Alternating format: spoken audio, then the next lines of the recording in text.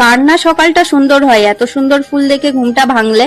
এদের আমি কত মিস করি। শ্বশুর বাড়িতে গিয়ে এত সুন্দর সুন্দর আমার সব কালেকশন অনেক কষ্ট করে আনতে হয়েছে, এখন সব অযত্নে মারা যাচ্ছে। মা প্রতিদিন এমনই যত্ন করে আমাকে ফল কেটে খাওয়ায়, মনে না থাকলে বারবার বলে খাওয়ায়। পৃথিবীতে মা না থাকলে আমাদের সবার জীবনটা এত সুন্দর হতো না। আমাদের ছোট কিভাবে ঘুমাচ্ছে দেখো, চিকুটুকুর সাথে একটু একটু বন্ধুত্ব হচ্ছে। চিকুটুকু আমার কোলে ঘুমাচ্ছে, চিকু এখনো ওর মাকে খোঁজে। চিকুটুকুর জন্য এখনো আমার খারাপ লাগে, ওরা এই ছোট বয়সে মাকে পেল না। পিসি বিকালবেলা এতটা প্রসাদ পাঠিয়েছে আমাদের জন্য, মিষ্টি জিনিস খাবো না করেও খাওয়া হয়ে যায়। তোমরাই বলো মিষ্টি খাওয়ার থেকে আমি কিভাবে দূরে থাকবো।